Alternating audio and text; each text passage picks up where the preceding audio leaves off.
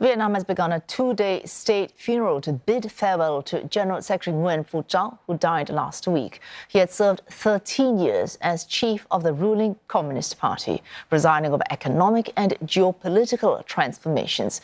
CNA looks at some of the legacies the 80-year-old leaves behind.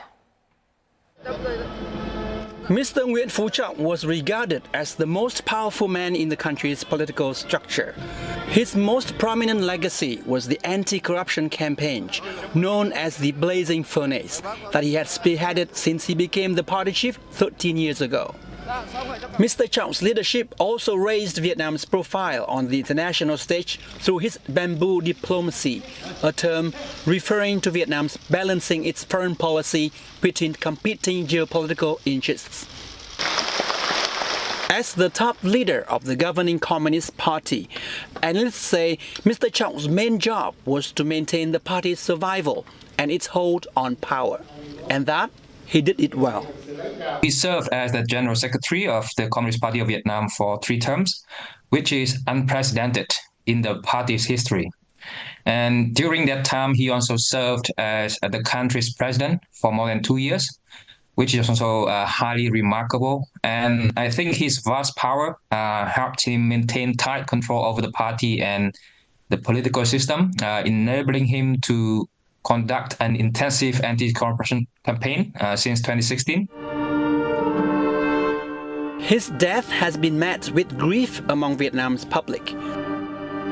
Born into a farming family, he was said to have dedicated his youth to books and schools, and was known as a talented student who loved literature and revolutionary songs. He went on to obtain a postgraduate degree in history, specializing in party building in the former Soviet Union. Throughout his career, Mr. Trong was a determined and skilled politician. Mr. Trong was able to consolidate power and conduct the anti-corruption campaign partly because of his image as a clean leader of great integrity. He is a kind of leader that leads a simple life, and he is not known to be involved in any corruption scandal. So this gives him the moral authority to claim power. A turning point in Mr. Chong's political career came in 2016.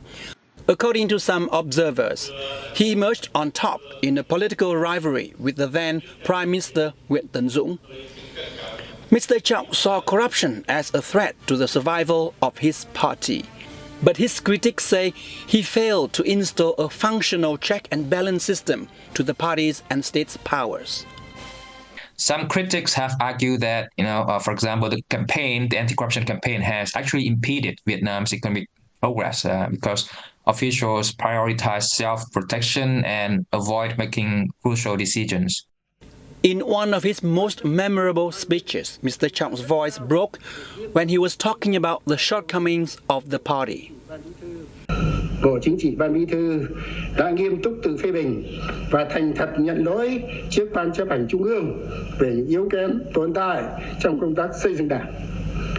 Những suy thoái tiêu cực trong đội ngũ cán bộ đảng viên như nghị quyết Trung ương 4 đã nêu.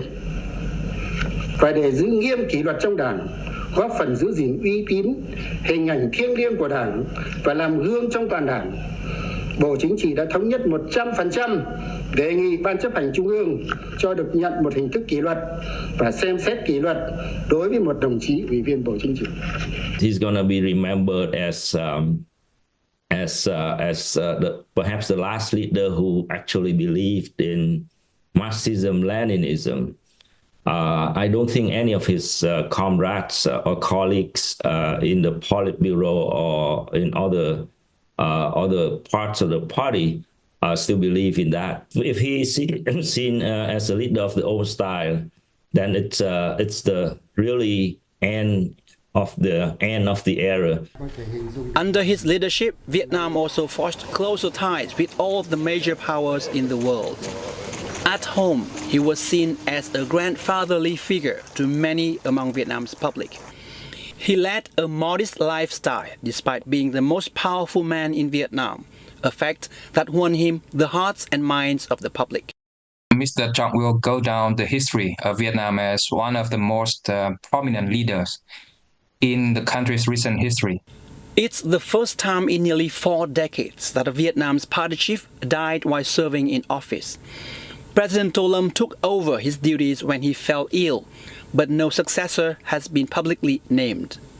I think his failure to designate a successor and facilitate a seamless leadership transition may ultimately weaken his legacy, as it could lead to, well, I think, intense internal conflict or political infighting within the party, and that may jeopardize the stability of Vietnam's political system. The full legacy of General Secretary Nguyen Phu Trong will continue to be written long into the future. More immediately, the question on many people's minds will be whom the party will choose to succeed him to lead Vietnam into the future.